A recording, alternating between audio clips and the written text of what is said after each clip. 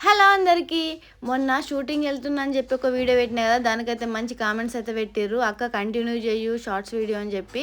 ఇగో ఇప్పుడైతే నేను hot water తాగుతున్నా. టైం ఎంత అవుతుంది అనుకుంటుర్రు? ఇప్పుడు 9 అవుతుంది.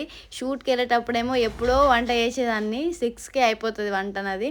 కానీ ఇప్పుడు 9 అవుతుంది. ఇప్పుడే నేను హాట్ వాటర్ తాగుతున్నా. ఎంతైనా ఏదైనా వర్క్ ఉందంటే మనం ఈజీగా పని చేసుకుంటాం. ఎటు పోయేది లేదు, ఏం వర్క్ లేదంటే గిట్లనే డీల్ అయిపోతుంది. నా ఫేస్ చూసారు కదా ఎట్లయితుందో. ఎందుకంటే ఫుడ్ కరెక్ట్ ఉండదు. అంటే ఆ షూట్ దగ్గర కాదు, మనకి ఇంటికి వచ్చినాక మనం కరెక్ట్ టైంకి తినలేకపోతాం. ఇంటికన్నా అయితే కరెక్ట్ టైంకి తింటాం కదా. ఇక మొత్తానికి అయితే ఏం కూర వండాలని చెప్పి ఫ్రిడ్జ్ తీసి చూస్తే బెండకాయలు వంకాయలు ఉన్నాయి. ఇక వంట కూడా వేసేసిన, బెండకాయ టమాటా వండిన. ఇక వంట అయిన తర్వాత ఇక బట్టలు ఉన్నాయి. ఎన్ని బట్టలు అంటే మీరే చూడుర్రి, ఘోరంగా బట్టలు. ఎందుకంటే నేను షూట్కి వచ్చేసరికి మంచిగా ఇడిచి పెడతాడు. అవన్నీ విండేసిన. అమ్మ అంత ఎండకి పిండేసరికి నాకు చుక్కలు కనబడ్డాయి. ఇంటి దగ్గర ఉంటేనేమో మంచిగా మబ్బుల విండేసుకొని షూట్కి వేయదాన్ని.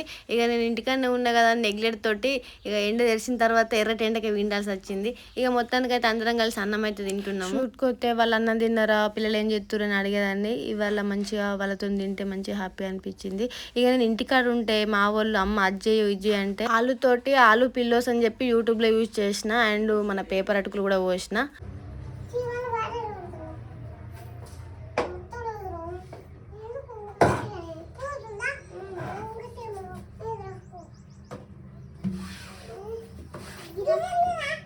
ఇప్పటిదాకా ఎంత ముద్దు ఆడుకున్నారు, ఒక్క నిమిషం కూడా కాలేదు. ఇద్దరు కలిసి గొడవ పెట్టుకున్నారు. అరే ఏడవకుర్రా, గొడవ ఎందుకు పెట్టుకున్నారు అని అంటే ఇక ఆ గొడవల కారణంగా మాకు సేమియా చేస్తే మేము ఏడవమని చెప్పి వాళ్ళు డిమాండ్ చేస్తే అప్పుడు సేమియా చేసిన.